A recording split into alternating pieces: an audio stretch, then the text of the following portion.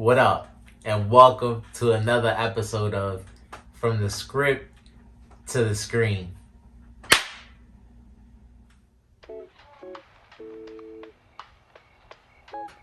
The Jujutsu Kaisen edition, episode 16 of season 2 is out now. And so as always, gotta give a shout out to the creator, Gege Akutami. I want to give a shout out to the studio Mappa. The animators did another great job this week. Action-packed episode. Love what they did with the animation this week. Anyone who reads the manga knows that a lot of the action panels have a lot of close quarter combat scenes. And so I feel like they're doing a great job of portraying that. A lot of raw action. Some of the stuff feels just as brutal as it looks. So love the episode this week. They covered chapters 113 to 116. So finishing off volume 13 and jumping into volume 14, who has Sukuna on the cover, star of the episode. Like I told you guys last week, Sukuna's finally made his appearance through force. But now that he's here, we gotta deal with him. But to start off, the episode finishes off the fight between Megumi and his father, Toji. Something that he doesn't know. But again, from what we saw last week, Toji's targeting the strongest person around him, happens to be Megumi. We know why, because he has the coolest curse technique around. Something again you see him display in the episode. And again why I say shout out to the animators. They extended these scenes. The fight between Toji and Megumi was a little shorter in the manga. And honestly, they just showed a little bit more of Toji's raw power. The way he took out the bunnies in the anime was pretty cool. Anime exclusive. So I enjoyed seeing it. And so again, the fight was pretty entertaining. Who doesn't love seeing Toji? But the real important part of this episode is where, again, we know that this isn't necessarily Toji's body. This isn't Toji at all. He just happened to manifest through curse technique, and his overwhelming soul has happened to take over this body. And somehow, I guess you could say, when he finally gets a good look at Megumi, he asks him what his name is, and when he answers that it's Fushiguro, we know that Toji had a desire of him not falling under the so-called Zenin lifestyle, and so he's happy to know that he doesn't go or is tied down by the clan.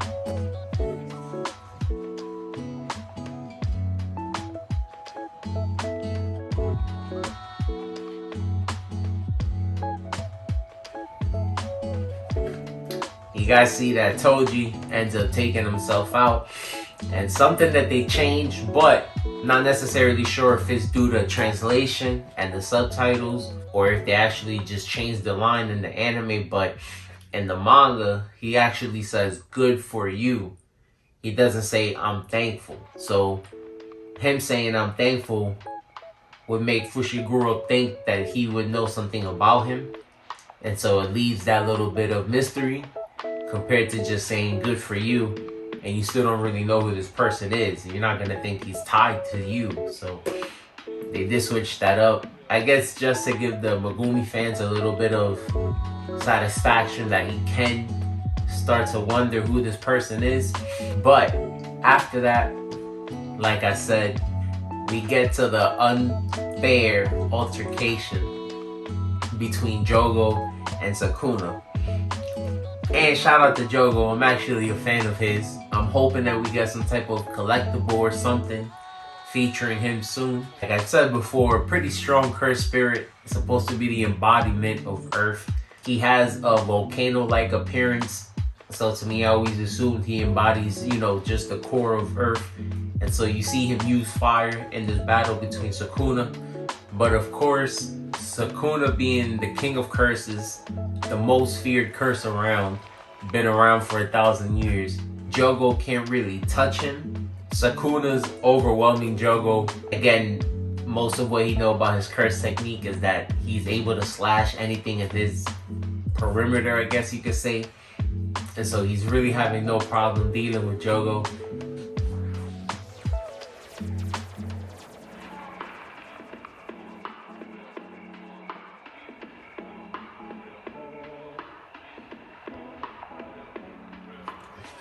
After a while, we see that he even starts to insult him, calls him pathetic. Scene that I thought was pretty cool. And so we see that Jogo's just surprised about the difference in their power. His fire is that strong that you see it change the landscape of everything around them while they fight. Like we saw in the last episode, not a lot of people are even able to protect themselves from the fire. The only person that we really saw it do it so far was Gojo. And so now we see Sukuna do the same thing. But like I said, we do gotta commend Jogo because he does keep attempting to do something.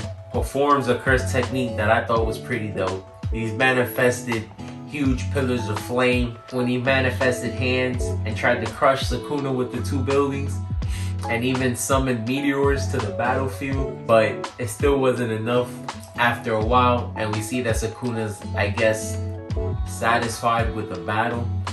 He decides to kick Jogo while he's down and even lets him know that he's able to steal his curse technique. And so we see that they have a battle of fire.